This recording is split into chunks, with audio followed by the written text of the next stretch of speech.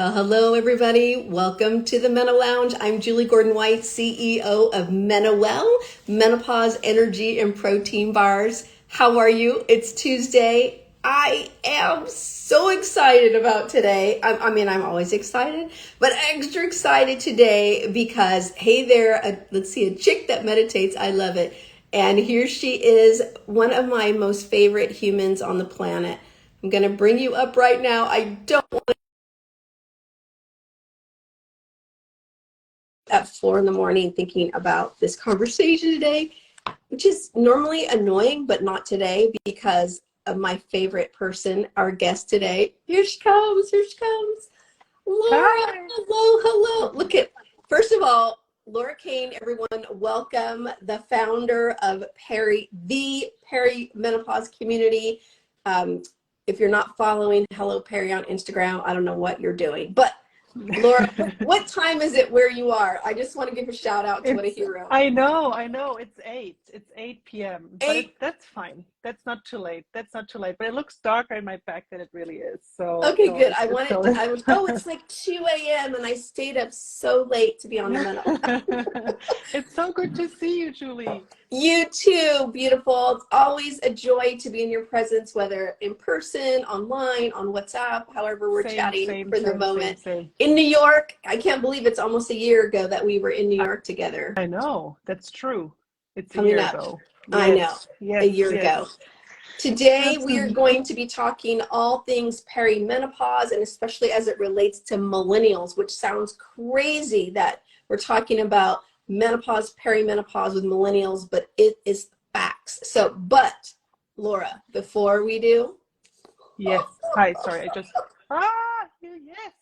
The Perimenopause Journal, your guided perimenopause journal, empowering you with knowledge, sisterhood, and positivity.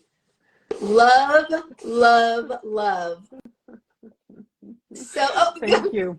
Okay, hold yours up and I'll hold mine up at the same time. Yeah. Yeah. Okay, wait. Of course, I go straight to the nutrition section, page 33, all about the importance of nutrition and having a better experience during perimenopause. So I want to read this whole thing out loud to you like a book reading, but I'm not going to do that. But on page 37, the 3 things you asked your nutritionist, who is the amazing Emma Bardwell. I need to have her on. Yes. Yes, she's amazing. She's amazing. So beautiful. Yes. We asked, what are the 3 things every woman in Peri should focus on when she is making a meal? And what did she say, Laura? She's saying, first of all, protein. Right. Whenever you sit down for a meal, ask yourself, where's my protein coming from? Right. Absolutely. Yes. I'll go ahead. Keep going. Yeah. Yes. Fiber from complex carbs and plenty of colorful plants is next. Yes. Think about how best not just to feed yourself, but also the trillions of gut bacteria residing in your gut. And finally, add some healthy fats to the mix. Your brain is made of a large amount of fat, and you also need fat to make hormones. What's more, they tend to make meals taste extra delicious, which is a massive bonus. Huge. Yes. Okay, I think Emma is amazing. If you don't know Emma Bardwell, everybody, you should just right now jump over to her page. She's amazing. Well, not right now. Yeah, not later. Right now. Later on. Follow her. Look at all the goodness she has. I think she's like a sister from another mother. I mean, that is how I created the bars, MenoWell, because fiber, huge. Yep. It's our BFF. Yep. Healthy fats, almonds, MCT oil, all the good things, and of course protein, pea protein. So the book, get it. It's on Amazon. My favorite choice to get things like that. Plus, you've got all the topics, incredible voices, thought leaders, experts, and this wonderful journaling section too. I love that you have a whole section on the psychology about mental health during perimenopause and the psychology of journaling. So do you want to talk about that? I think that's a really important topic, especially as it relates to perimenopause. I think that's when I know I felt most confused, like what the heck is happening to me? Am I having a mental breakdown? So let's jump in right there.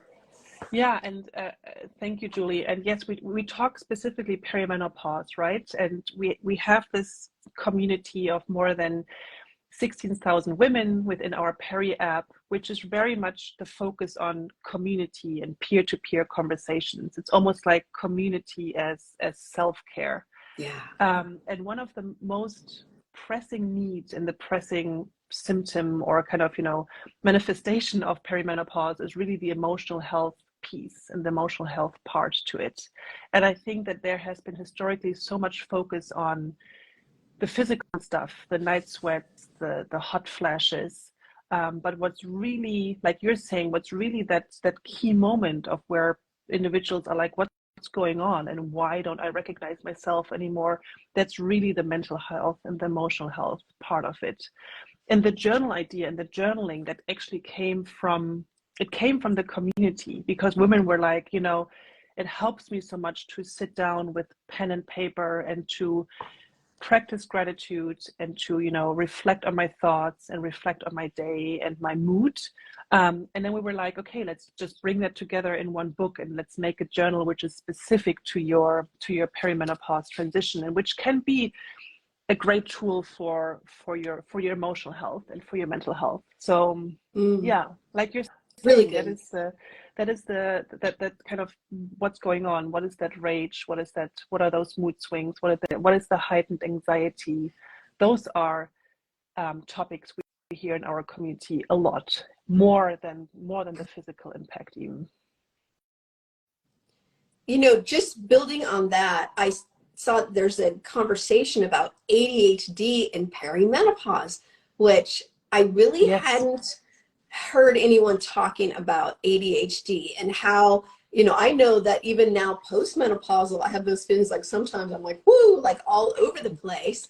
And I actually I have what I call free Fridays, where if I want to be all over the place, kind of ADHD, like, oh, I thought about this thing, like I have a gazillion tabs open on my computer and I just let myself go with it versus always trying to control my focus, because that's for optimal productivity. But can you touch on that as we continue this conversation around mental and emotional health during perimenopause? Because I think that's a surprising topic.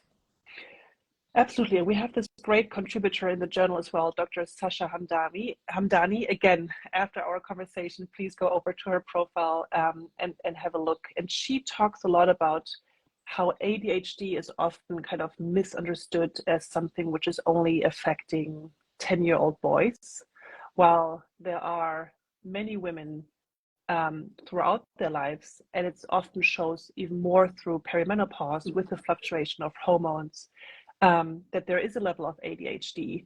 And this has been Rachel Hughes, our wonderful podcast host. She had a conversation with Dr. Hamdani, and this has been one of the most eye-opening conversations where we had all these light bulbs going on in our community. I thought I have ADHD, and now I can finally, put a name to it. I thought, some women say, I thought women don't have ADHD, or I thought a woman my age doesn't have ADHD, but there is apparently, and I cannot speak so much to it because it's not my field and I'm not a psychiatrist, but there is apparently a correlation of women showing more symptoms of ADHD throughout their perimenopause transition, which I just find fascinating. And again, something which is not talked enough about and catches many by surprise. So yeah, very fascinating. Very, I think we know brain fog,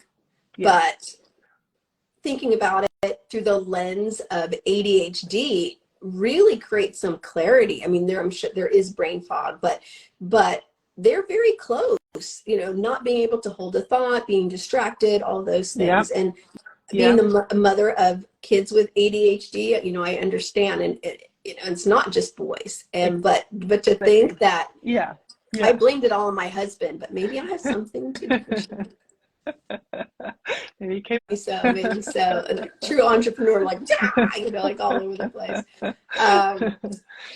It's really amazing. So let's talk about perimenopause from the millennial lens, Yeah. because we often talk about menopause. We think, you know, at 51, the average age of women who go into menopause for one day, and then they're postmenopausal.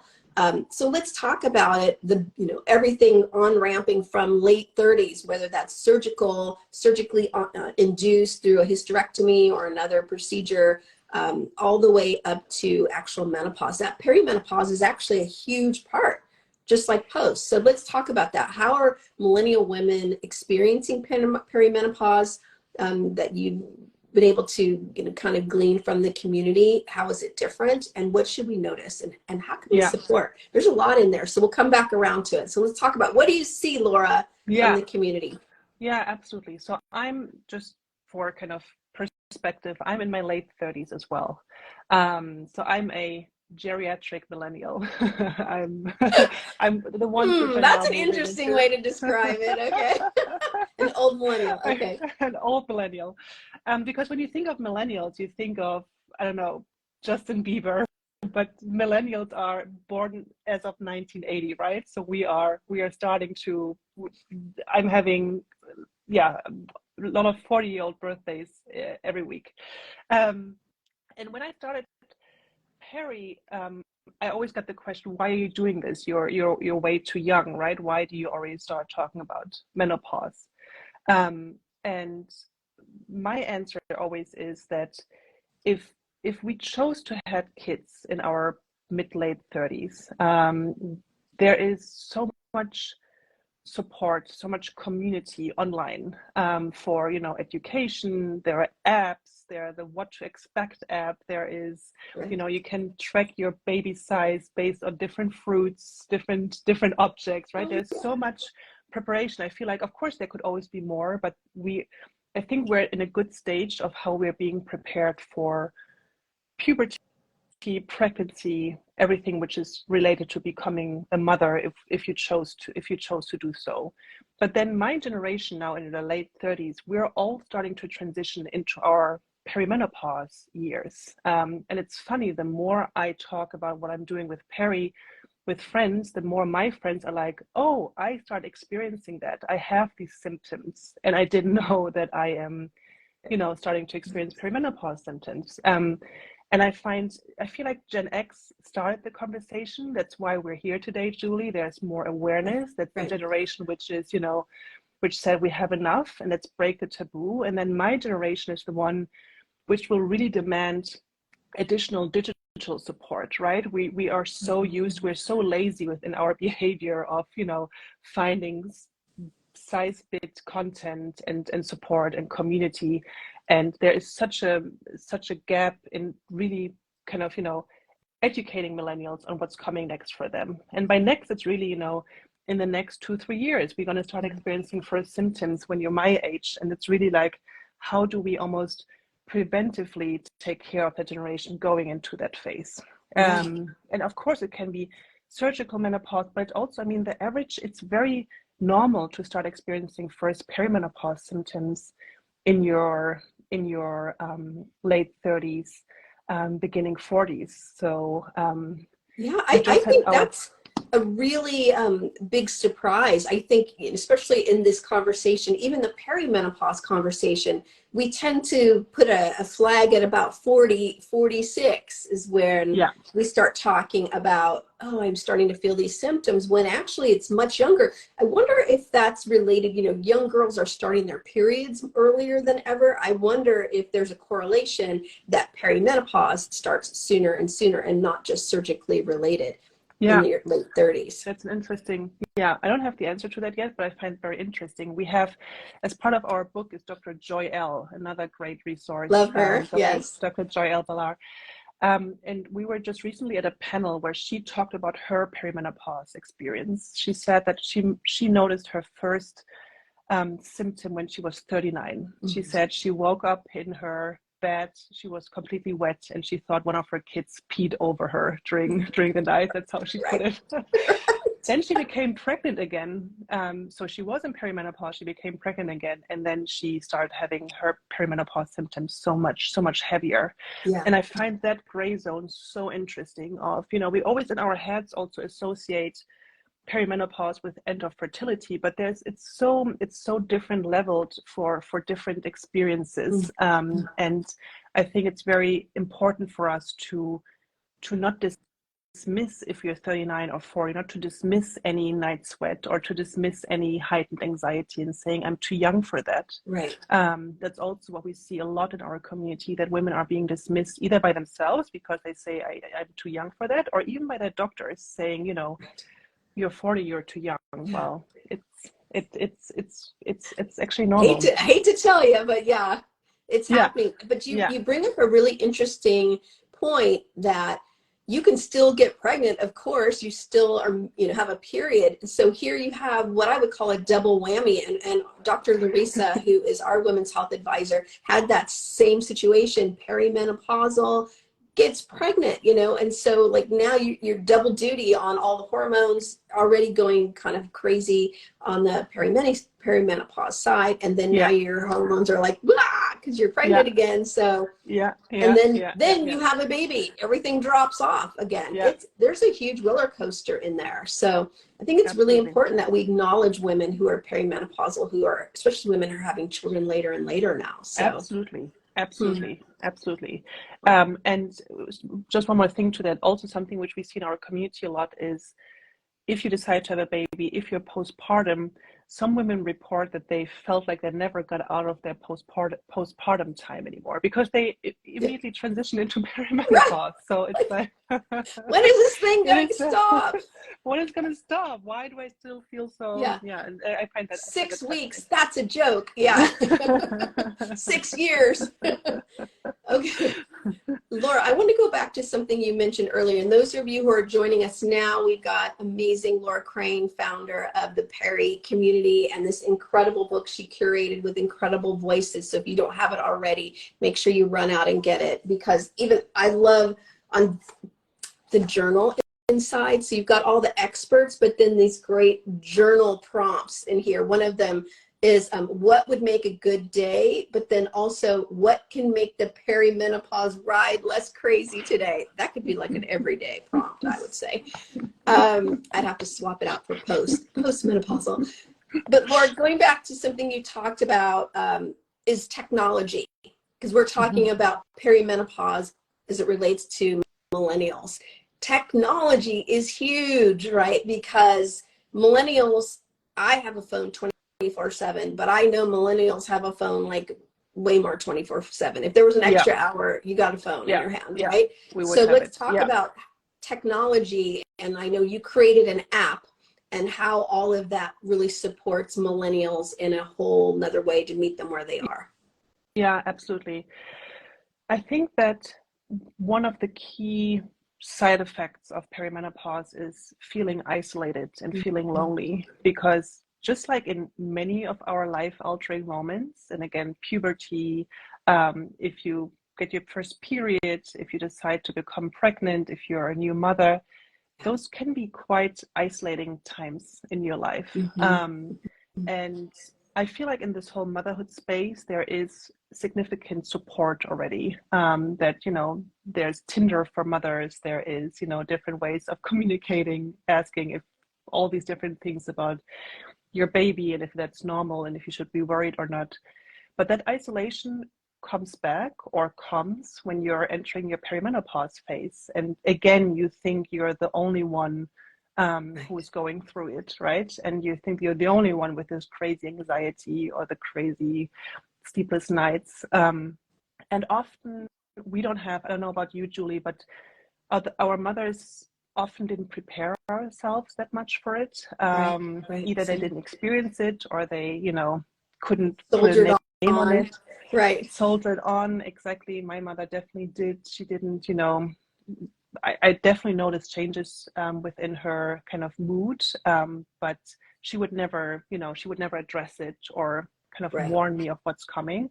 So this isolation is real. And I think where technology can help a lot is just bringing new people together. And we call Peri, our app, a sisterhood. So it's really about, you know, finding that digital sister, finding that digital friend of where you're able to speak where you speak openly, and just, ask those questions which you might be embarrassed to ask your sister or your friend or your mother.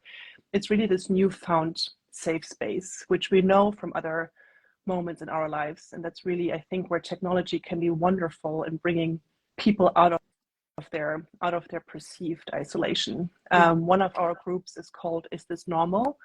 And that's the most active group, really. Is it? Really just, finding relief that whatever you're experiencing is normal. Of course, some things that you should see a doctor and a healthcare provider, but most of the things are like, a million other women are answering, yes, I'm experiencing the same. And already that relieves you and just gives you some sort of peace of mind. Yeah, I love that. So tell us a little bit more of some of the communities in the app. So one of the top one, Is It Normal, which is huge. First of all, I want to go back before we jump into that and just acknowledge how, if you're not following Hello Peri on Instagram, you're missing out on some of the funniest content ever. And I remember when we first met, I asked you, like, Lord, tell me about this content. And you said, well, you can tell the story. Why do you have such funny content? Why did you decide that that was a good approach to reach women in perimenopause? Because I think we can all need a laugh. And I think that humor can break taboos. And that's what was our approach with Peri of, bringing that humor out, bringing that laugh out, and really, making people be like, did they really post that? Do they really talk about that? I think that is the beauty of breaking taboos, to really handle it over humor.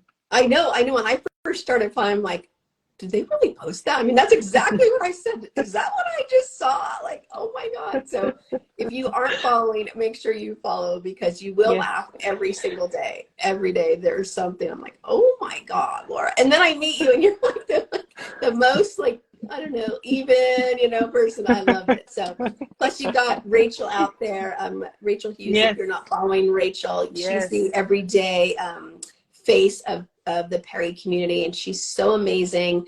So wonderful interviews. So make sure you're following both Rachel and Peri too.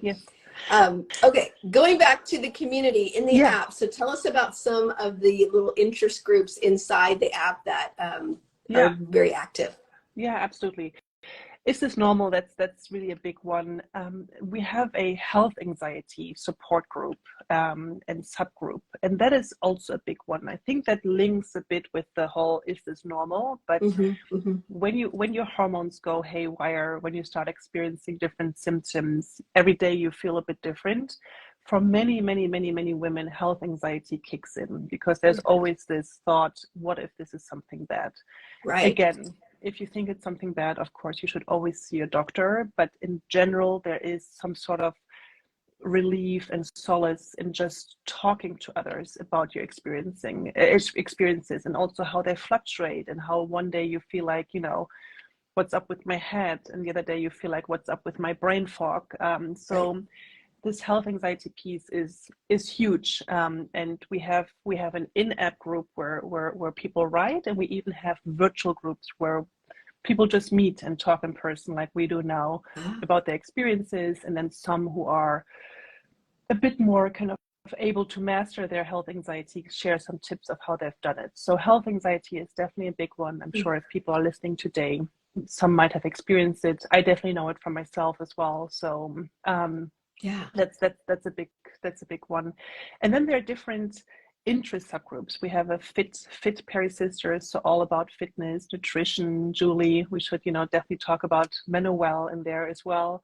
What to eat, recipes, which workout works. We have the amazing Amanda Thiep, who's also part of our book, who is really talking about fitness expert. Your fitness. Yes, exactly, your fitness routines, why weight training is so important. I think that's also something I took away as a millennial, of how even to preventively care for yourself going into perimenopause. After I met Amanda, I started weight training. Also something, at least I didn't know, is something, which is so important for women as well. It's something you again associate more with men. So we have different interest groups in there. But really the main focus of the app is the peer-to-peer support and connections and real friendships. People even meet offline, and it's just really beautiful. That's amazing. I love that. Kudos to you. Congrats for all of you that you built and gathered up, and watched you over time. And I guess we met when I first started MenoWell, which was Boston Bars way back then, right? And 2.5 years ago. And it's been fun. And Julie, you are, I mean, everybody who's listening to you knows that, but you are the greatest advocate for any other female entrepreneur. You're such a great mentor, such a great supporter. So I always get so much energy from talking with you, talking ideas, talking about the perimenopause, menopause space. So that's always, I think fun. Yes, you sometimes don't know how much positive energy you bring. Thank you. I appreciate that. Well, Laura, you are such a smart, thoughtful woman and important voice in this space. So it's always a joy when we get to, like I would call it, turn our baseball hats around and talk about how can we, make a bigger impact, that kind of thing. So really fun.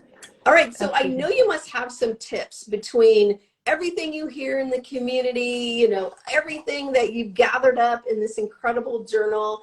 I have a journal, I have a planner, I've got all the things, and now I've just added this on top because this is special. It's different. It's almost like I love that you called it self-care. I talk about my chill chair I have over there, every morning. So I've added this to my morning routine. So I know you must have some tips through all of this that you might share with our millennial perimenopausal viewers. And I guess maybe some of us OGs also can learn something too. Absolutely. I mean, of course, that's the nature of peri, but my number one tip would always be talk to others and find your own community. I don't know if I'm German. I don't know if you have that saying in English as well, but the more you talk about your problem, the less it becomes yours. I don't know if that's a German expression, but interesting. The more you vocalize it, the more you talk about, the less it kind of is internalized and it's eating you up from the inside. So really find your community, find your group, find people to talk about it. Especially when you're a millennial. I see now my friends, we start talking about it, it becomes less and less shameful, which it isn't, right? It's just becomes something which we start normalizing for ourselves. So really that community aspect is huge. That would be for me the number one.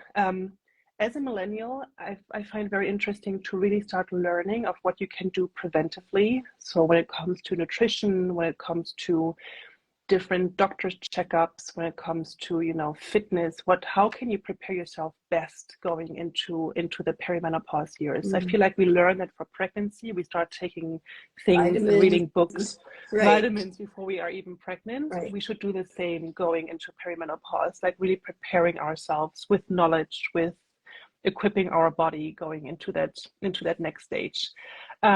If you start experiencing first symptoms and you don't feel validated by your healthcare provider, always get a second opinion. That's really something I've learned from all the amazing experts we have been working together with, but also from our community. Don't leave a doctor's office dismissed and just say, this is how it is. Try to get a second opinion if you can, if your insurance plan, whatever allows that. It's just so important because there are supportive matches out there which can help you. I love that, especially because the doctor that delivered your baby may not be the doctor that supports you through perimenopause. And I think we have that loyalty, because we have that intimacy with that physician, that we don't, want to cheat on that doctor or something. But, it takes a village. So I love that you're reminding women that it's okay to seek out someone that specializes in the second opinion, someone who really knows what they're going through.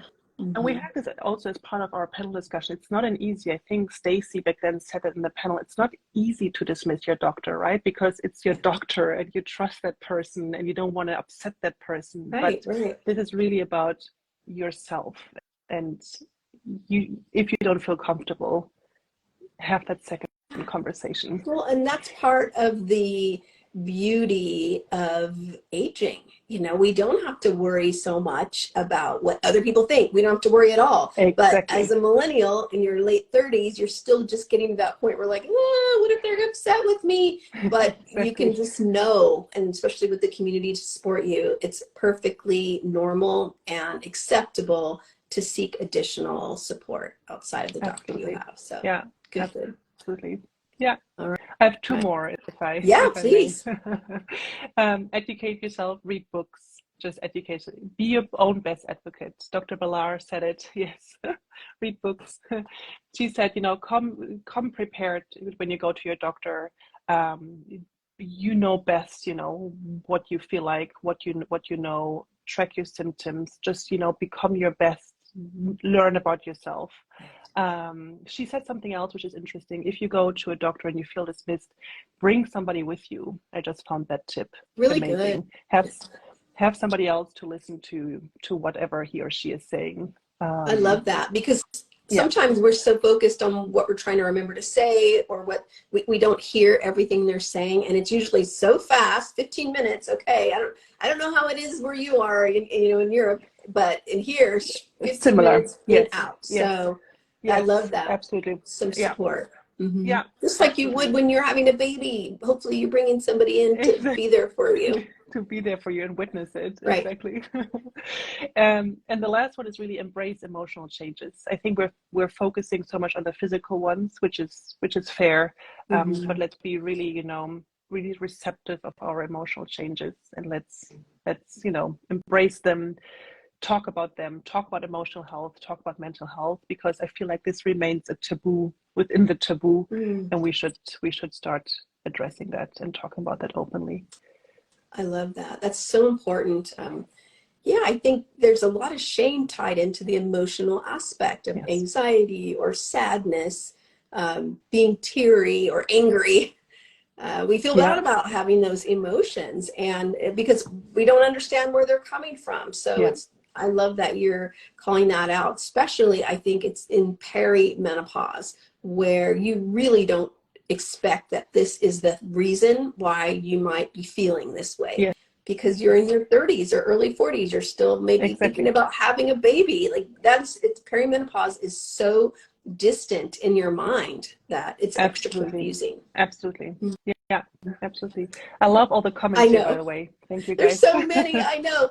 The Ophania, did I say that right? She's a doula. She lives in a rural area, went from having a baby straight into perimenopause. And she said doctors are definitely more on their game when there's a witness. Ah, yeah, that's for sure. So let's see. We have a second here, Laura. Someone else said, Nikki Hill said she had postpartum anxiety. So I think in perimenopause anxiety, it'd be very common. Yes. Hope I got that right. Then she said the Yeah. other day I was at the gym and I was sweating more than normal, LMAO. So I didn't know it was because I saw a hot. I love that because she saw a hottie, Maybe or it was both. a Maybe hot both. flash. That's very Perry comment there, Nikki. I'm just telling you. Um, and then she also asked, how do you know if you're in menopause? Because I still get my cycle, but wicked insomnia. What do you think, Laura? Yeah, I mean, I'm of course not a doctor, but in a regular cycle is definitely the hallmark symptom of perimenopause. But I do hear anecdotally as well that, you know, cycle is still normal, but sleep is crap, night sweats are there. So Yeah. perimenopause is really, you know, it's not something you do a blood test for, or which is kind of black and white. It's really about what are your different symptoms. And if you have insomnia, if you have night sweats, then you might very well be in early perimenopause. So that can definitely be. You never know. And so You in never the know. app, are women talking about using some of the testing? Because when you're in your late 40s or 50s, I think it's easier just to put a pin in it. Oh, this must be perimenopause. But in Yeah. your early 40s or late 30s, there are now some tools like MenoHealth has a test. There's other tests that you can do with your Yeah. doctor to determine, am I in perimenopause? Are women talking about that in the app? They're talking about that, and we try to give some position on that. We have asked our experts who are, you know, contributing to the content and to the peri talks. And the general opinion is, or the general advice is that especially in perimenopause, these tests don't say too much because your hormones are fluctuating a lot. There is no kind of, like a pregnancy test, you're now in perimenopause. It's really about listening to your symptoms. You can go to a doctor, you can get your hormones checked, and they can look normal, and you're still experiencing all these different symptoms. That's what we get a lot. It's like, my estrogen looks normal, my progesterone looks normal, still I'm sweating and I don't have my period regularly. So it's really about noting down your symptoms, tracking your symptoms, what you're experiencing, versus checking your blood, which can be misleading. Very interesting. All the more reason to get your journal so you can write down how, in the bottom section, Yes. main symptoms today and the level of severity, which I think is a huge distinction. Yes. Right. Yes. Oh, yours is all filled in. Mine is not filled in. Did you write something today? What does yours say? You're 38. What does yours say? Body itching I had. I do have. I have very severe scalp itching. So, and I was bad today. I love, body itching is a thing. That's so annoying. Like, come yes. on. Like, really? We got to deal with that too? Okay, I didn't fill mine in yet today. Today was not a good day. Actually, I was really off my routine this morning. You know, we have a short week this week. And here, right, it's Labor Day yesterday here in the States. And so short weeks always kind of mess up my morning routine.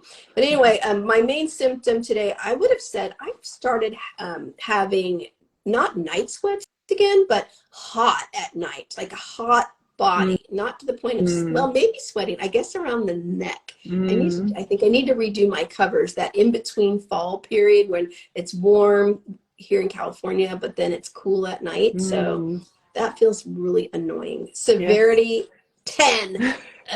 Woke me up 3 times. Okay, I can't be mad about it. And I'm 58, so I got 20 years on you. I'm very postmenopausal and still experiencing this. Yeah, absolutely. So, absolutely. Laura, as we wrap, you know, I always ask this question, but I'm going to change it a little bit today. And I'm going to ask you, what does it mean to peri-menopause like a boss? To perimenopause like a boss means to self-advocate for yourself, to become your best own advocate. I think that's the most rocky time we have. That is the most life-altering time we experience. How do you start getting to know yourself best and understanding how your body works, what is changing, and what you need? Because nobody will advocate as much for you as you do. So I love that. That would be my, and I have my perimenopausal badass t-shirt on. So that's my. How come I don't have one of those? Is it because I'm postmenopausal? Is that why? I can send you a postmenopausal badass. Do you have postmenopausal badass? I don't, but I can print it for you. Can you make it? Because I just have to be a badass, and I need to tell people. Oh my God, Laura Crain, I love you so much. You are such a perimenopausal badass, doing so many amazing things for women. Just a reminder, if you're just hopping in late, hop on over to, I got this on Amazon, but where else can they find them? Anywhere else? It's really Amazon. It's Amazon. Amazon. Yeah. This is spot. Amazon only. You'll have it in 3 hours if you check the box, you know, like between 7 a.m. and 10 a.m. Get your journal. It's so useful. This is not your mother's journal. It is not the 5-minute journal. It's not your regular journal. It's got all the information that you need to really support yourself every morning with a little self-care. It makes you feel better. Your daily affirmations, tracking your mood, tracking your symptoms, and great prompts like what can make the perimenopause ride less crazy today. You had me at that in the nutrition section. So thank you. Thank you so much. Thank you. Go hug your babies and go to bed. I will. Thank you so much for having me here. I love everything you're doing. And again, thank you for being such a wonderful advocate and mentor as well, Julie. Back thank at you so much. Hope to see you in person. Thank you, everybody. Soon. Yes. Okay. Same here. Thank you, everybody who joined. Be well. Bye-bye. Bye-bye. Bye-bye.